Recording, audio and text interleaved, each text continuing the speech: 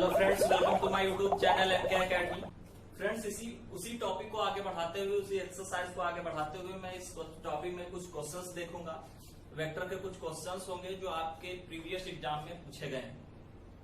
ठीक है, तो वीडियो छोटा रहेगा आपका। ये वीडियो को बिना स्किप किए हुए आप पूरा लास्ट तक जरूर देखेंगे। ठीक है, अगर आपको वीडियो पसंद आ रहा है तो please like, subscribe and share करना ना भूलें।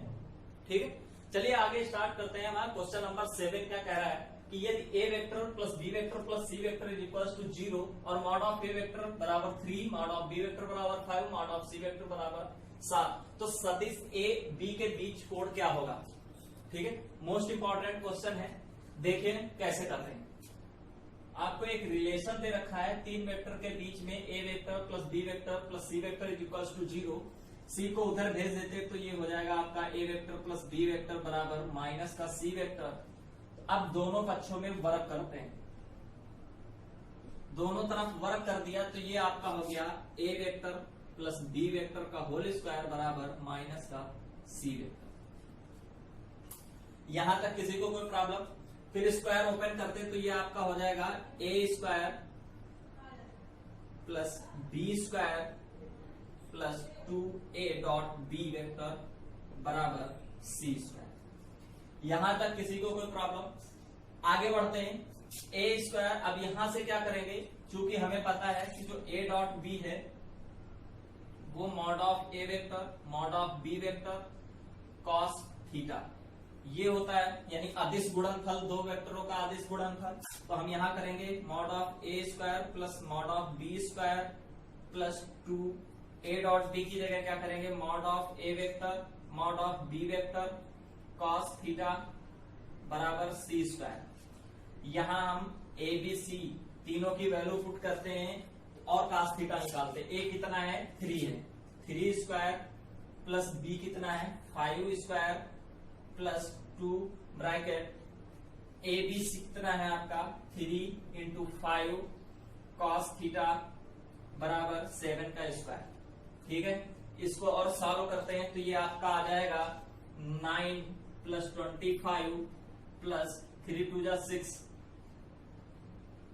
6 5 जा 30 कॉस थीटा बराबर 49।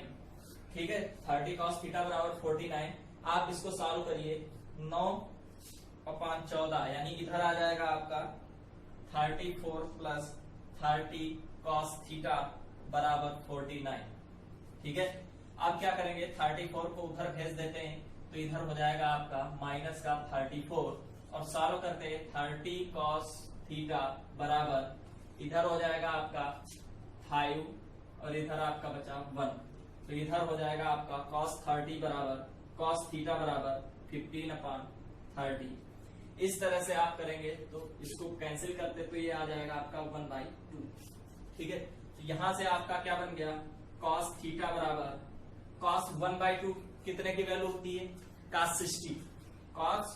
60। यहां से कंपैरिजन कराने पे आपका जो एंगल आया वो क्या आया, 60 डिग्री। ठीक है, इस तरह से इसको करते हैं। आपका मोस्ट इंपॉर्टेंट क्वेश्चन था, आपका प्रीवियस एग्जाम 2018 एयरफोर्स में पूछा जा चुका है।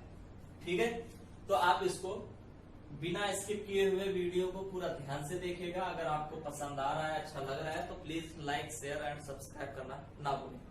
आगे बढ़ते हैं, क्वेश्चन नंबर अगला देखते हैं। क्वेश्चन नंबर 8 क्या कह रहा है वो उस पर बात करते हैं। चलिए बात करते हैं अगले क्वेश्चन पर, क्वेश्चन नंबर 8 और 9। क्वेश्चन नंबर 8 मोस्ट इंपॉर्टेंट आपका है और क्वेश्चन नंबर 9 जो आपका है ये भी पूछा जा चुका है एनडीए में पूछा जा चुका है। तो ये अब आपको करना है, क्योंकि इस तरह से जो इस रूल पे जो बेस्ट क्वेश्चन है मैंने अभी इससे पहले आपको बताया है, तो ये आपको इसका आंसर आपको कमेंट बॉक्स में लिखना है। ठीक है, ये वाला क्वेश्चन मैं बताऊंगा और ये वाला क्वेश्चन का आंसर आपको कमेंट बॉक्स में लिखना है, और अगर नहीं हो रहा है तो आपको कमेंट बॉक्स में बताना है, तो मैं इसको अगले क्वेश्चन में करवा दूंगा। ठीक है, बात करते हैं क्वेश्चन नंबर 8 की। ये आप देख लीजिए ध्यान से और ये आपको कमेंट बॉक्स में इसका आंसर लिखना है। बात करते हैं क्वेश्चन नंबर 8 की। क्वेश्चन नंबर 8 क्या है उसको समझते हैं।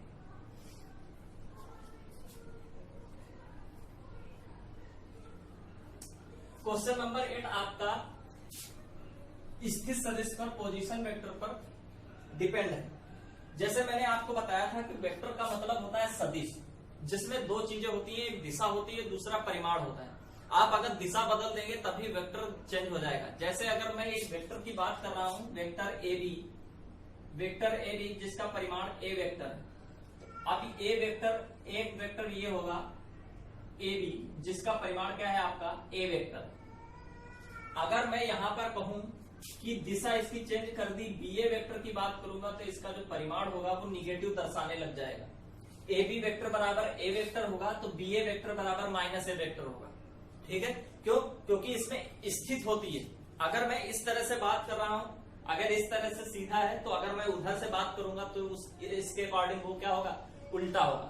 इस तरह से क्या होता है कि अगर ये वेक्टर है ए बी का परिमाण ए वेक्टर, तो बी ए का परिमाण क्या होगा, माइनस ए वेक्टर होगा। दूसरी चीज स्थिर सदिश को लेकर के मैंने बताई थी कि स्थिर सदिश एक फिक्स पॉइंट को लेकर के देखा जाता है। जैसे अगर मैं फिक्स पॉइंट ओ की बात करता हूं तो एक वेक्टर क्या है आपका ए वेक्टर है और दूसरा वेक्टर बी वेक्टर है। तो अगर मैं यहां पर इसके स्थिर सदिश ए बी की बात करूंगा कि वेक्टर ए बी क्या होगा आपका, तो वेक्टर ए बी कैसे ज्ञात करेंगे, दूसरे वाले से घटाते हैं पहले वाले को, यानी ओ बी माइनस ओ ए vector, O B minus O ए वेक्टर। ठीक है, ओ बी माइनस ओ ए वेक्टर। इस तरह से ए बी का स्थिर सदिश ज्ञात किया जाता है। ये भी क्लियर है। अब बात करते हैं क्वेश्चन की। क्वेश्चन में कह रहा है कि निम्न में से कौन सा ऑप्शन सही होगा। आपके पास 4 ऑप्शन है, तो पहले ऑप्शन की बात करते हैं। तो पहला ऑप्शन क्या कह रहा है, ये देखिए। पहला ऑप्शन है ए बी वेक्टर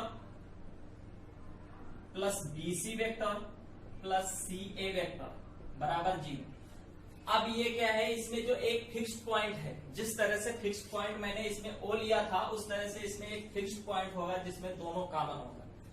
तो ए बी, जिस तरह से ए बी बराबर वेक्टर मैंने लिखा था ओ बी माइनस ओ ए वेक्टर, तो यहां पर भी यही काम करने वाले हैं। क्या है कि जो बी वेक्टर है, ए बी और बी वेक्टर, इस तरह से जब जोड़ेंगे तो इसका जो परिमाण आएगा वो क्या आएगा, ए सी वेक्टर आएगा। जैसे अगर मैं ए बी वेक्टर लेता हूं, ये एक फिक्स्ड पॉइंट है डी, इससे एक वेक्टर है ए और दूसरा है बी से ही सी। तो ए वेक्टर और सी वेक्टर के लिए अगर मैं बात करूंगा तो एक फिक्स्ड पॉइंट बी वर्क करेगा। और इस स्थिति में जो हम ए सी वेक्टर निकालेंगे तो वो क्या आएगा, O B C minus B A vector. ठीक है, या मैं कहूंगा सी ए वेक्टर क्या आएगा आपका, सी ए वेक्टर होगा आपका B A minus B C vector. ठीक है, इस तरह से इसको क्या लिखेंगे, A B minus A B plus B C को क्या लिखेंगे हम, ए सी वेक्टर। ये हो गया ए सी वेक्टर, ए सी वेक्टर। और ये क्या लिख लिया हमने, सी ए वेक्टर बराबर 0। फिर यही सेम चीज आ गई, तो इसको हम लिख सकेंगे सी ए माइनस सी ए। अब ये हम क्या करेंगे कि इसको अपोजिट करते, एक वेक्टर सी ए है, अगर मैं इसको ए सी वेक्टर चेंज करूंगा तो ये इसके सामने क्या आ जाएगा, माइनस आ जाएगा। तो ए सी वेक्टर माइनस का हो जाएगा आपका ए सी वेक्टर बराबर 0। इसको ओपन करते हैं तो ये आपका प्लस माइनस कैंसिल हो जाएगा, आपका आ जाए 0 = 0, जो कि क्या कह रहा है कि जो आपका LHS पद है वो RHS के बराबर है। ठीक है, ये चीज प्रूव कर रहा है, यानी ये ऑप्शन सही है। ठीक है, आगे बढ़ते हैं, ऑप्शन नंबर बी चेक करते हैं। ऑप्शन नंबर बी किस तरह से करेंगे, A B plus B C, A B plus B C बराबर माइनस का सी ए वेक्टर। ठीक है, A B plus B C क्या हो जाएगा आपका, A C vector, A B plus B C क्या हो जाएगा आपका, ए सी वेक्टर बराबर हो जाएगा माइनस का सी ए वेक्टर। ठीक है, अगर हम इसको इधर ले आते हैं, ए C vector plus C A vector बराबर 0 हो जाएगा। इस कंडीशन में आपका क्या हो जाएगा, ए सी वेक्टर माइनस लगाएंगे तो ये आपका हो जाएगा ए सी वेक्टर बराबर 0। इस कंडीशन में ये भी फॉलो करता है। ठीक है, तो ये भी आपका क्या हो जाएगा, सही माना जाएगा। इस तरह से क्या होगा,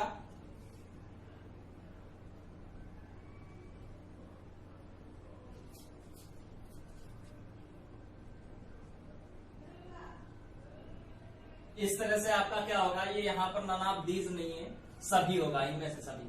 कैसे देखते हैं, तो ये भी प्रूव कर दिया, ये भी 0 के बराबर, LHS बराबर RHS दोनों पद इसमें क्या है, सेम है।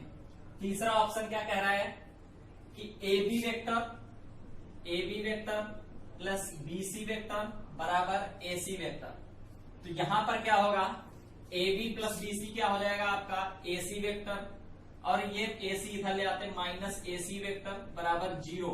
तो ये भी क्या हो जाएगा आपका प्लस माइनस कैंसिल होकर के 0 इज इक्वल टू 0, यानी दोनों पक्ष इसमें भी बराबर है, यानी ये भी ऑप्शन सही होगा। तो इस तरह से तीनों ऑप्शन अगर सही है तो इसमें से कौन सा ऑप्शन सही होगा, इनमें से सभी।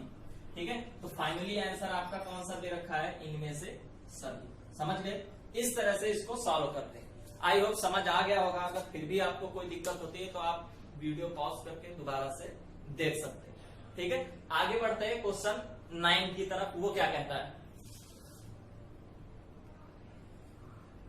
तो फ्रेंड्स आगे बढ़ते हैं क्वेश्चन नंबर 9 की तरफ। क्वेश्चन नंबर 9 क्या कहता है कि यदि सदिश A वेक्टर इतना दे रखा है, B वेक्टर दे रखा है, तो A और B के बीच का कोण क्या होगा।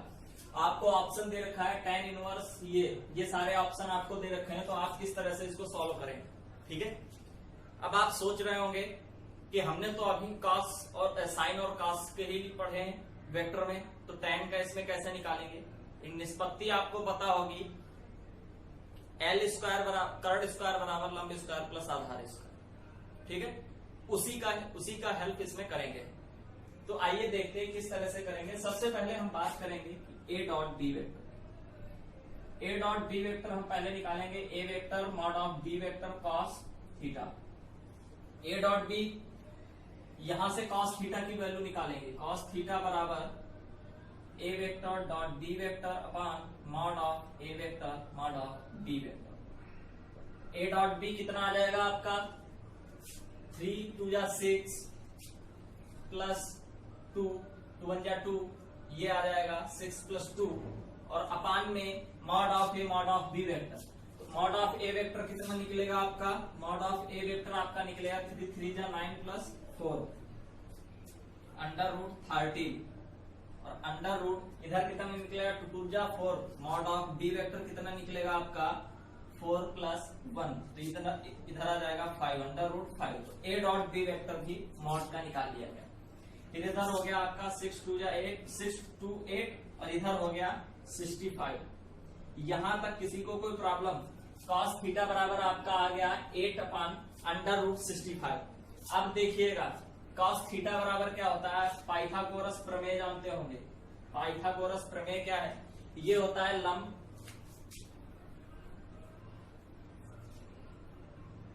इस तरह से,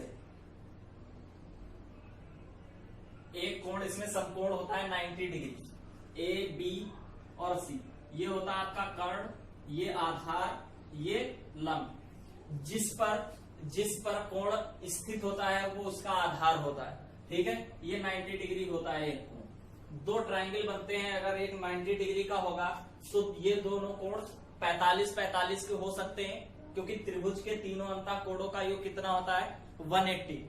ध्यान रहे कि त्रिभुज के तीनों अंतः कोणों का योग 180 होता है, ना कि त्रिभुज के तीनों कोणों का योग। ठीक है, ये ट्रिग्नोमेट्री में आपको अच्छे से क्लियर कराऊंगा। ठीक है, बात करते हैं जब इसकी, तो इसमें प्रॉपर्टी होती है कि के स्क्वायर बराबर यानी कर्ण स्क्वायर बराबर आपका क्या होता है लंब स्क्वायर प्लस आधार स्क्वायर। यहां से अब बात करते हैं कॉस थीटा बराबर आपका क्या होता है आधार बटे कर्ण। कॉस थीटा बराबर होता है आधार बटे कर्ण, तो आधार क्या है 8 और कर्ण क्या है अंडर रूट 65। जब आप इसको निकालेंगे तो यहां से लंब कितना निकलेगा, कर्ण कितना था आपका 65 का स्क्वायर 65, लंब स्क्वायर ज्ञात करना है, और आधार स्क्वायर हमें पता है कितना है 8, तो 8 8 64 8 64। ठीक है, ए स्क्वायर यहां से जब आप निकालेंगे तो एल स्क्वायर बराबर 1, यानी एल बराबर 1 आएगा। समझ में आया, एल बराबर 1 यानी लंब कितना है 1। यहां किसी को कोई प्रॉब्लम। अब क्या करेंगे आप, tan थीटा की वैल्यू निकालते हैं। tan थीटा आपका होता है लंब बटे आधार, tan थीटा होता है लंब बटे आधार, तो लंब कितना है 1 और आधार कितना है 8, तो यहां से tan थीटा बराबर कितना आ जाएगा 1/8। जब tan थीटा बराबर 1/8 आएगा तो ये क्या आता है आपका थीटा बराबर 1/tan 1/8। जब आप tan को ऊपर ले जाएंगे तो इनवर्स में चला जाएगा, यानी आपका ऑप्शन सही होगा थीटा बराबर tan इनवर्स 1/8। ठीक है, ये आपको इस तरह से सॉल्व करना पड़ेगा। इसी पर बेस्ड आपका क्वेश्चन नंबर 10 है कि यदि ए वेक्टर और बी वेक्टर दे रखे हैं तो ए बी के बीच का कोण बताइए। तो उसमें आपको ऑप्शन इसी तरह से निकालना पड़ेगा। ठीक है, आप इसका आंसर आप कमेंट बॉक्स में कमेंट करेंगे। आज के क्वेश्चन में, आज के वीडियो में मैंने आपको सॉल्व करने के लिए 2 क्वेश्चन दिए हैं, दोनों को आंसर आप कमेंट बॉक्स में आपको लिखना है। अगर कोई प्रॉब्लम होती है तो मैंने अपना व्हाट्सएप नंबर ग्रुप दे रखा है आपको, आप उसमें अपना नाम, जो भी स्टूडेंट इच्छुक है, सभी के लिए नहीं लेकिन जो भी इच्छुक है, तो आप उसमें अपना नाम और नंबर कमेंट कर सकते हैं, तो मैं आपको व्हाट्सएप में ग्रुप में जोड़ दूंगा। ठीक है, बात करते हैं अगले क्वेश्चन की तरफ। तो इसका कमेंट बॉक्स में आपको कमेंट करना है, जो भी आंसर सही आपको लगता है आप सॉल्व करिए, लगाइए, समझिए, उसके बाद जो भी आंसर आपको सही लगे वो आप कमेंट बॉक्स में कमेंट कर सकते हैं। ठीक है, आगे बढ़ते हैं क्वेश्चन नंबर अगले की तरफ।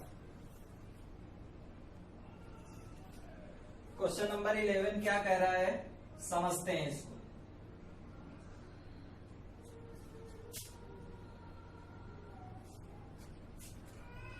किसी त्रिभुज के शीर्ष क्रमशः 1 to 4 -2 to 1 और 2 4 -3 हो तो त्रिभुज कैसा होगा। त्रिभुज कैसा होने का मतलब क्या है कि वो पूछ रहे हैं समकोण होगा, समद्विबाहु होगा, विषमबाहु होगा, यही तो प्रॉपर्टीज होती है त्रिभुज को पहचानने की। तो वो पूछ रहा त्रिभुज कैसा होगा। ठीक है, बात करते हैं त्रिभुज के लिए। तो हम सपोज दैट एक त्रिभुज ले लेते हैं जिसके कोऑर्डिनेट ABC है, ABC। ए के कोऑर्डिनेट क्या है आपके 1 2 और 4 हैं, दूसरे के क्या है -2 2 और 1, तीसरे के हैं 2 4 -3। इस तरह से अगर मैं यहाँ पर सदिश AB की बात करूंगा तो सदिश AB किस तरह से निकालूंगा। सदिश AB की बात करूं अगर मैं, तो सदिश AB वेक्टर हम निकालेंगे OB माइनस OA वेक्टर। और OB के कोऑर्डिनेट क्या है आपके, इसको मैं इस तरह से लिख सकता हूं कि अगर मैं वेक्टर के फॉर्म में अगर इसको डिनोट करूं तो इसको लिख सकूंगा 1i plus 2j plus 4k। और B वेक्टर आपको लिख सकूंगा -2i plus 2j plus 1k। और इधर C वेक्टर लिख सकूंगा 2i plus 4j minus 3k। ठीक है, इस तरह से वेक्टर फॉर्म में इसको लिखा जा सकता है। तो यहां से OB माइनस OA, तो OB माइनस OA करूंगा तो इधर क्या हो जाएगा B माइनस A से घटाया जाएगा, यानी -2i plus 2j plus 1k। और इधर क्या आएगा I plus 2j plus 4k। अब क्या है, इसको घटाते हैं तो घटाने के लिए माइनस साइन लगाया तो अंदर के साइन चेंज हो गए, प्लस का था माइनस हो गया, प्लस था माइनस हो गया। यहाँ पर क्या होगा 2 और 1 3i, ये कैंसिल हो गया, ये कितना बचा माइनस का 3k। ठीक है, माइनस का 3k। ठीक है, तो AB वेक्टर का सदिश जो आया आपका वो कितना आया, AB वेक्टर वो आया 3i माइनस 3k। इसी तरह से आपको सबके निकालने हैं, 3i माइनस 3k। समझ गए। इसी तरह से आप AB निकाल लिया। अब बात करते हैं BC वेक्टर की। तो BC वेक्टर निकालेंगे, कैसे निकालेंगे, OC माइनस OB वेक्टर। तो OC माइनस OC से घटाएंगे, किसको घटाएंगे 2i plus 4j minus 3k। तो B घटाएंगे तो माइनस का 2i प्लस का 2j प्लस का 1k। अब ये देखिए यहां हम क्या है साइन चेंज करेंगे, तो साइन चेंज करने पर ये हो गए प्लस का, ये प्लस का था माइनस, प्लस का था माइनस, तो इधर हो गया 4i माइन प्लस का 2j माइनस का 4k। यहां तक किसी को कोई प्रॉब्लम है तो BC वेक्टर आपका कितना निकल आया 4i प्लस 2j माइनस का 4k वेक्टर। यहां तक किसी को कोई प्रॉब्लम BC निकाल लिया, अब CA निकालो। तो CA आपका कितना है, OA minus OC, OA minus OC। तो OA माइनस OC किस तरह से निकालना है वो भी देखिएगा। OA कितना है, OA आपका माइनस का I plus 2J plus 4K, और OC कितना है 2I plus 4J minus 3K। Minus करना है तो ये साइन चेंज हो जाएंगे। फिर यहाँ पर आ गया आपका माइनस का I माइनस का 2J प्लस का 7K। ये आपका आ गया माइनस का I माइनस का 2J प्लस का 7K। यहां तक आई होप किसी को कोई प्रॉब्लम नहीं होनी चाहिए। फिर अब मॉड की बात करते हैं। ये तो आपकी साइड्स निकल आई, ठीक है, कोऑर्डिनेट दिए थे, साइड्स निकल आई। अब मॉड निकालते हैं, यानी मापांक। तो मॉड ऑफ AB वेक्टर कितना होगा, अंडर रूट 3 तिया 9, 3 तिया 9, 9 9 18, अंडर रूट 18। फिर इसकी बात करते हैं 16 BC वेक्टर, तो इधर हो जाएगा अंडर रूट 16 प्लस 4 प्लस 16, 16 दूनी 32, 32 और 4 36, अंडर रूट 36 यानी 6। BC कितना आ गया 6। इसी तरह से CA वेक्टर कितना आएगा आपका 1 प्लस 4 प्लस 49, 1 प्लस 4 प्लस 49, ये आपका आ गया 9 5 14 यानी अंडर रूट 54। आपका CA वेक्टर भी निकल आया, मॉड CA वेक्टर। अब यहां से देखते हैं आपकी साइड्स कितनी थी। एक sides AB under root 18, BC कौन सी है ये, तो BC कितनी निकल आई आपकी 6, और ये 50 अंडर रूट 54। यहां तक किसी को कोई प्रॉब्लम नहीं। अब एक प्रॉपर्टी मैच कराते हैं। प्रॉपर्टी कहते हैं कि लंब स्क्वायर कर्ड स्क्वायर बराबर लंब स्क्वायर प्लस आधार स्क्वायर। कर्ड कितना है अंडर रूट 54, तो अंडर रूट 54 को स्क्वायर करोगे तो 54 बचेगा, प्लस लंब स्क्वायर कितना है 6, तो 6 का स्क्वायर 36, प्लस आधार कितना है 18, अंडर रूट 18, तो अंडर रूट 18 का स्क्वायर अंडर रूट 18 आएगा। अब इसको सॉल्व करते हैं। 54 बराबर 8 6 14 और 3 4 5।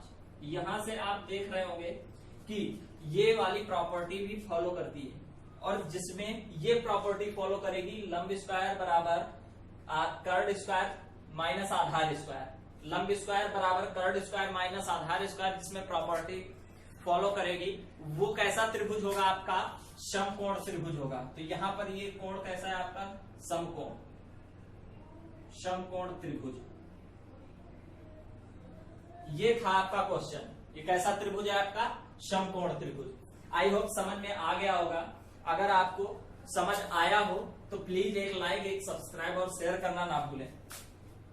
आगे बढ़ते हैं। एक क्वेश्चन एक बच्चे ने ग्रुप में पूछा था, जो मैथ्स का ग्रुप मैंने बनाया उसमें एक क्वेश्चन बच्चे ने पूछा, लेकिन वो मैथ का तो नहीं है लेकिन रीजनिंग का क्वेश्चन है। बहुत ही इंपॉर्टेंट क्वेश्चन है, वो बताते हैं किस तरह से कराया जाएगा, किस तरह से किया जाता है। ठीक है, आई होप आप जो भी आपकी कोई भी प्रॉब्लम होती है तो आप उस ग्रुप से पूछ सकते हैं। ठीक है, और जो भी होगा वो तुरंत आपको आंसर प्रोवाइड करा दिया जाएगा, और फिर जो भी एक्सरसाइज क्लासें होंगी उसमें आपको उसका सॉल्यूशन भी प्रोवाइड किया जाएगा। ठीक है, तो आइए देखते हैं कि वो क्वेश्चन क्या था और कैसे करते हैं। ठीक है, यहां से आपका जो चैप्टर वेक्टर है वो कंप्लीट हो जाता है। अब बात करेंगे हम नेक्स्ट टॉपिक की, और नेक्स्ट टॉपिक कौन सा हो सकता है वो आपको अगले वीडियो में पता चलेगा।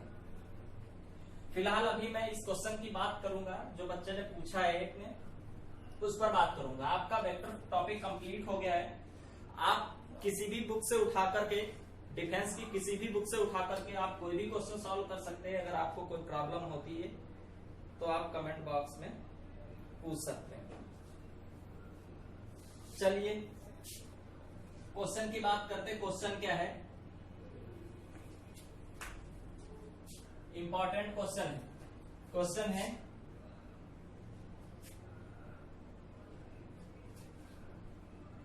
ये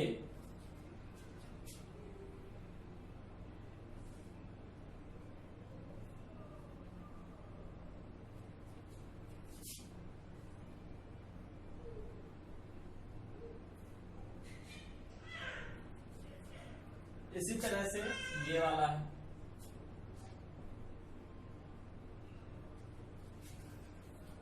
चलिए इसको देखते कैसे करते हैं।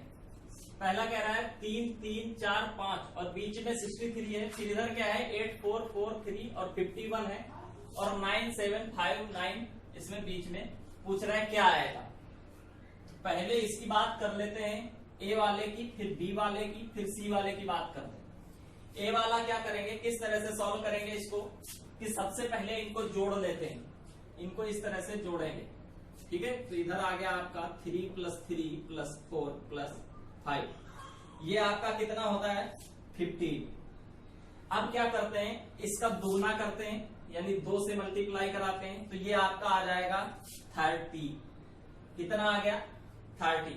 अब क्या करेंगे, यहां पर हम 2 का स्क्वायर करेंगे, समझिएगा 2 का स्क्वायर करेंगे और 5 घटाएंगे, 2 का स्क्वायर 5 घटाएंगे तो कितना आएगा आपका 30 - 4 - 5, इधर हो गया 5 और 9 -9, तो इधर आपका आ गया 30 - 9 21। जब ये 21 आ गया तो अब हम इसमें क्या करते हैं, 63 करने के लिए 3 से मल्टीप्लाई कराते हैं तो आपको बीच वाली संख्या मिल जाती है, समझ गए 63। ये आपका ए हो गया।